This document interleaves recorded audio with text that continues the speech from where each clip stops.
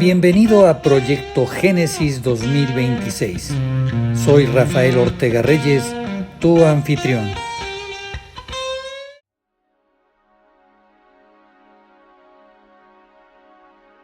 Bueno, pues hay una frase espectacular que quiero poner sobre la mesa de inmediato para arrancar nuestra inmersión de hoy. A ver, adelante, te escucho. Es de un autor, Rafael Ortega Reyes, y la cita dice así: el tejedor no desecha el hilo roto, lo entrelaza con otros hasta formar un diseño que nadie podía ver al comienzo. Uf, qué imagen tan potente. Sí, totalmente. Y es que si nos detenemos a pensar en la mecánica física de un telar, la imagen adquiere una dimensión brutal, ¿no? Claro, porque te imaginas el esfuerzo físico. Exacto. O sea, para integrar un hilo roto en una tela, el tejedor tiene que aplicar tensión. No es un proceso así súper delicado ni romántico. Requiere fricción, requiere estiramiento. Sí, no es nada más hacer un nudo y ya. Para nada. Y fíjate que ese concepto de tensión narrativa es exactamente el centro de nuestro análisis de hoy. Vamos a examinar a fondo un documento muy detallado que conocemos como el artículo 5. Ajá, el que explora toda esta gran sección del libro de Génesis, más o menos de los capítulos 26 al 50. Ese mero.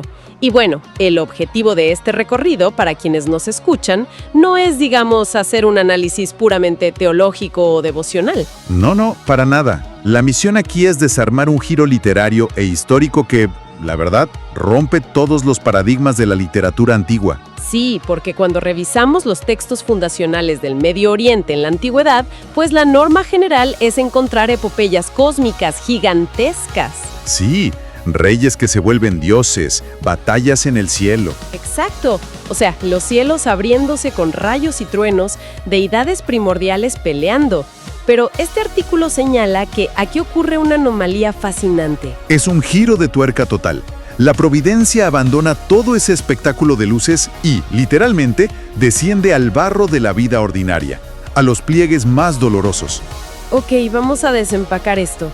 Porque al hablar del barro de la vida ordinaria, este texto antiguo nos lanza de frente contra rivalidades familiares que, rayan en la toxicidad extrema. Sí.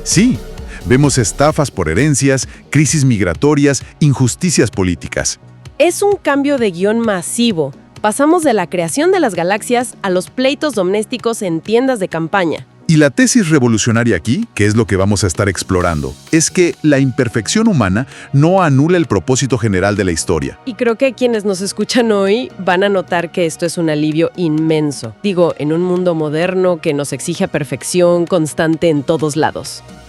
Sí, esa presión de mantener siempre una imagen sin fisuras, en redes sociales, en el trabajo. Totalmente. Y la idea de que una historia trascendente se puede tejer con hilos rotos, con personas ambiguas, es profundamente liberadora. Es que sí, la divinidad en estos capítulos empieza a actuar en esos dobleces ambiguos de la existencia.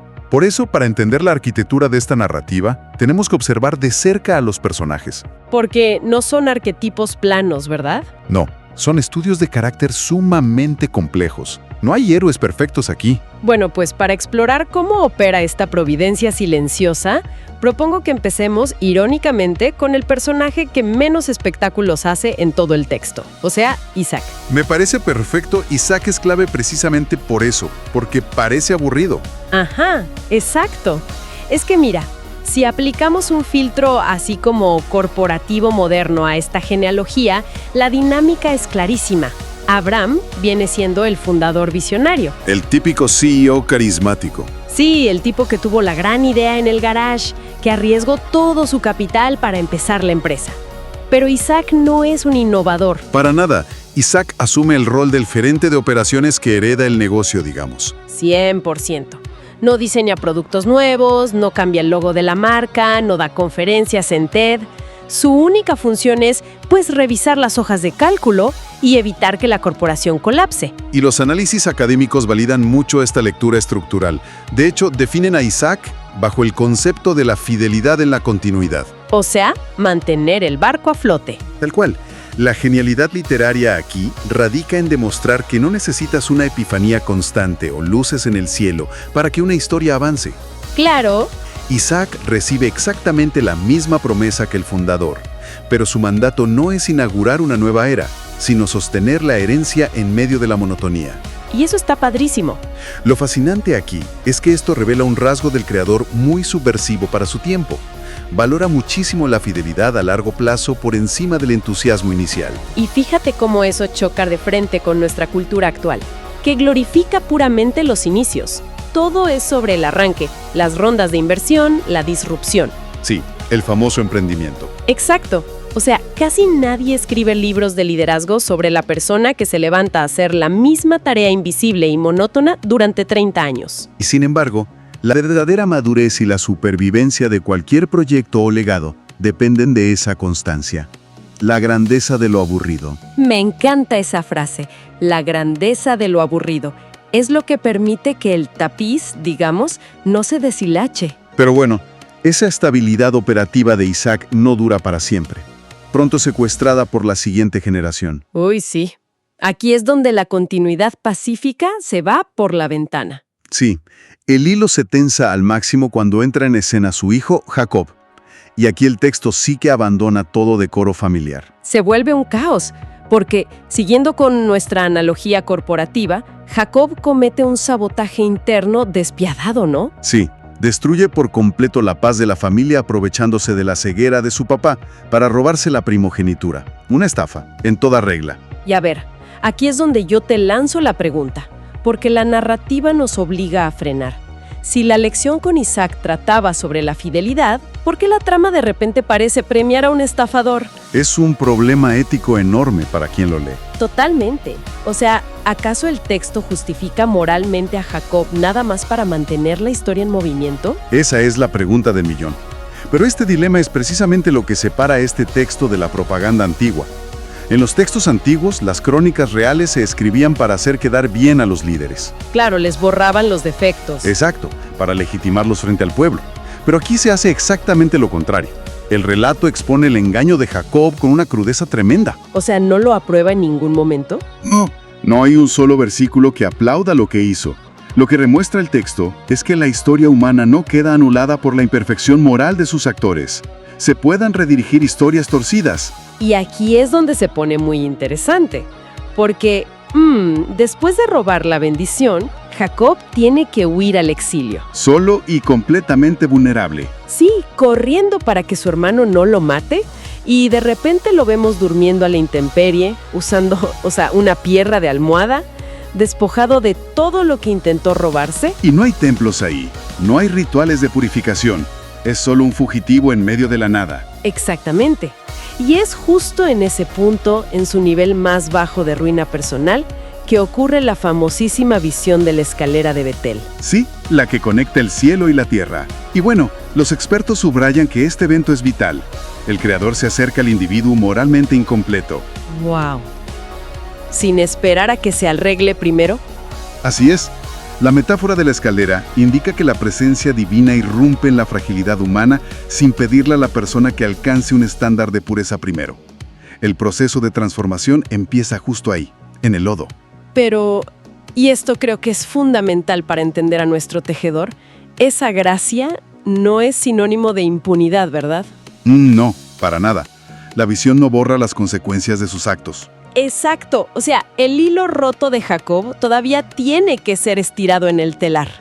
Y entramos a una fase que yo llamaría como el karma narrativo de la historia. Me gusta ese término, karma narrativo. Los académicos suelen llamarle la pedagogía de la retribución. Suena más elegante, sí. Pues mira, el texto nos muestra cómo el tiempo y el dolor van esculpiendo el carácter.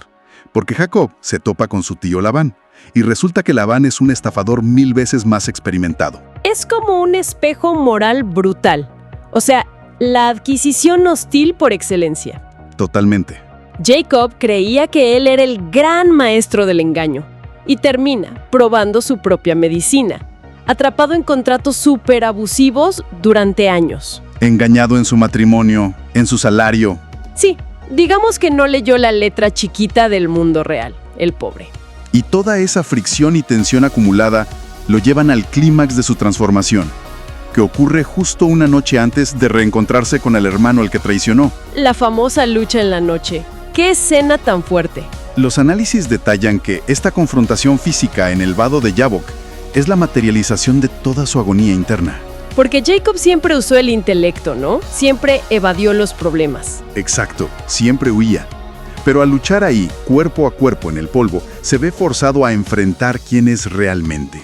Y esa exigencia de buscar una bendición genuina, o sea, ganada y no robada, culmina en un cambio de nombre. Le cambian el nombre a Israel. ¿Sí? Que simboliza a quien ha luchado con lo divino y con los humanos y ha prevalecido. Pero fíjate que a mí siempre me llama la atención el costo de esa victoria. Porque Jacob no sale de la pelea así súper triunfante y caminando perfecto. No, sale cojeando, con la cadera dislocada. El texto es bien sobrio con eso. Nos dice que el crecimiento, cuando exige una honestidad así de radical, deja cicatrices. Totalmente. No toda bendición llega intacta. A veces la madurez deja marcas que te recuerdan tus propias limitaciones. ¡Qué fuerte! Y bueno, de ahí pasamos a la siguiente generación y la dinámica del dolor cambia por completo. Las cicatrices de Jacob fueron producto de sus propias tranzas, la verdad. Sí, se las buscó. Pero con su hijo, José, nos introducimos a un sufrimiento que es infligido totalmente por la crueldad y la injusticia de otros. Así es. Ya no es el dolor por malas decisiones, sino por ser víctima de terceros. Si hacemos un resumen rápido del currículum de desgracias de José, está cañón. O sea, es traicionado por pura envidia de sus hermanos. Lo venden como esclavo, imagínate. Lo venden, luego es tentado, lo acusan falsamente, termina en una prisión subterránea y se olvidan de él en Egipto por años. Es una tragedia que parece irreversible en todos los sentidos. Y dada esta injusticia brutal, la mente antigua, y yo creo que hasta la moderna, esperaría un rescate espectacular. Claro, un milagro visible para castigar a los culpables. Exacto, pero los estudios literarios de esta parte señalan algo verdaderamente escalofriante, y es que el texto entra en un silencio absoluto. Es un silencio muy denso. De hecho, los académicos catalogan esta etapa como una providencia puramente histórica. A ver, explícanos un poco más eso. Pues mira, en la travesía de José ya no hay escaleras místicas conectando el cielo. Ni luchas con ángeles en la noche. Nada. No hay visiones. El creador ya no habla directamente. Sin embargo, el autor usa un recurso rítmico impresionante. Mientras José desciende a la esclavitud y a la cárcel, el texto repite y repite una frase. Y Yahvé estaba con José. ¡Wow! Es que si conectamos esto con el panorama general, la lección es dura. O sea, la ausencia aparente de milagros no significa que estés abandonado. Exactamente. Es un concepto de resistencia dificilísimo de asimilar. Muy difícil. Significa que alguien puede estar operando en el centro exacto de un propósito divino y al mismo tiempo estar pudriéndose en una cárcel en el extranjero por algo que no hizo. Y ese silencio exige del individuo una resistencia ética monumental para no caer en el cinismo. Y fíjate, esto demuele por completo las ideas religiosas de la época. ¿Así? ¿Cómo? Porque en la antigüedad la presencia divina siempre estaba atada a espacios sagrados, a territorios específicos o templos. Y aquí vemos una idea revolucionaria. ¿La divinidad operando en una cárcel egipcia? Así es. Acompaña a José dentro de sistemas extranjeros y súper opresivos, y le exige coherencia y excelencia en medio de esos ambientes hostiles, sin caer en el resentimiento destructivo. Híjole, mantener la integridad durante tantos años de exilio e injusticia. Y bueno, esa integridad sostenida nos lleva al momento de mayor tensión emocional en todo el libro. El reencuentro. Sí, cuando el hilo roto de José se encuentra frente a las manos que lo cortaron, o sea, sus hermanos. Una escena digna de película. Totalmente. José ahora es el administrador principal de todo el imperio egipcio, y de repente tiene enfrente a los hermanos que lo vendieron, que vienen muertos de hambre rogando por comida. Y ahí, José tiene el poder absoluto. El papel se invirtió. La venganza está servida en bandeja de plata. Pero en lugar de aplastarlos, José les dice una frase que redefine todo. Ustedes pensaron hacerme mal, pero Dios lo encaminó a bien. ¡Wow! Los analistas consideran esta declaración como una de las síntesis teológicas más sofisticadas de todo el relato. Es que el peso que tiene esa frase es masivo. Sí, y hay que aclararlo bien. José no está diciendo que el mal no existió, o que sus hermanos no tienen culpa. O sea, no exime su responsabilidad moral. Exacto. El mal que planearon fue real y fue súper destructivo, Pero la genialidad de esta narrativa es que el creador tiene la capacidad de trabajar dentro de esa historia rota. Absorbiendo el impacto, digamos. Así es, absorbe el impacto de esas pésimas decisiones humanas y redirige las consecuencias para preservar la vida de un montón de gente durante la hambruna. Al abrazar esa paradoja, de que el mal es real pero no tiene la última palabra, el texto nos da una cátedra sobre el perdón. Un perdón que no es ingenuo. Para nada. Perdonar bajo esta lupa no significa olvidar mágicamente lo que pasó o tener amnesia. Es más bien un acto de resistencia estratégica. Es una decisión consciente. Exacto, la decisión de impedir que el resentimiento siga gobernando el futuro. Al elegir perdonar de forma responsable, José detiene en seco un ciclo de violencia que ya llevaba 3 generaciones en su familia. Y ese cierre tiene repercusiones gigantescas. Porque fíjate que el texto no termina con un final perfecto de cuento de hadas. No terminan felices para siempre en su tierra. No, la familia se reconcilia, sí, pero descienden a Egipto. Y eso, históricamente, prepara el escenario para la futura esclavitud, que es todo el tema del libro del Éxodo. Todo está conectado. Sí. Nos enseña que toda vida humana con sus aciertos y errores es parte de un legado o una promesa mucho mayor que el individuo mismo. Entonces, si tuviéramos que resumir, ¿qué significa todo esto? Si recapitulamos la genialidad de esta tabla de Ortega Reyes y todo el análisis, nos encontramos con un manual increíble de resistencia. Un manual para lidiar con la complejidad humana. ¿Sí? O sea, la historia de Isaac nos enseña a perseverar en la repetición cotidiana, sin depender siempre de lo nuevo. La de Jacob demuestra que podemos cambiar en medio de nuestra propia ambigüedad moral. Aceptando las cicatrices de ese crecimiento. Claro. Y luego la de José ilustra cómo resistir con esperanza en el sufrimiento injusto y cómo el perdón es vital para reconciliar. La historia humana definitivamente no queda definida por sus fracturas. Esos hilos rotos son el material primario, como decías al principio. Y bueno, todo esto plantea una pregunta importante para reflexionar. A ver, cuéntame. Si este texto antiguo nos demuestra que el sufrimiento individual solo encuentra sentido cuando entendemos que formamos parte de una historia generacional enorme, entonces, ¿qué pasa hoy? ¿Te refieres a nuestra forma de vivir actual? Exacto. Hoy tenemos esta obsesión con el hiperindividualismo. Cada persona intenta ser el único autor y el centro absoluto de su propio universo, ¿no? Sí, somos los protagonistas exclusivos de nuestra película. Pues al aferrarnos tanto a eso, ¿hasta qué punto nos estamos volviendo incapaces de ver los hilos rotos que se están tejiendo a nuestro alrededor? ¡Wow! Nos estamos aislando de la verdadera resiliencia colectiva, esa que solo aparece cuando aceptas que tu vida es parte de un diseño mucho más grande. Híjole, es un pensamiento súper provocativo. O sea, esa obsesión de ser el centro exclusivo podría ser, irónicamente, lo que hace que nuestras fracturas duelan más al no ver el tapiz completo. Exactamente. Pues con esa gran reflexión cerramos nuestra inmersión de hoy. A quienes nos escuchan, de verdad, muchísimas gracias por acompañarnos a bucear en estas corrientes tan profundas de la historia y la literatura. Gracias por acompañarnos y bueno, la invitación queda súper abierta para que busquen pacientemente el diseño oculto en sus propios hilos rotos. Nos escuchamos en nuestro próximo análisis. Si te gustó el audio, accede gratuitamente al documento base enviando un correo electrónico a tallerdeltejedor@gmail.com con la respuesta a la pregunta ¿para qué me sirven el audio y el documento base? Tu nombre completo y el estado y municipio al que perteneces. Hasta pronto.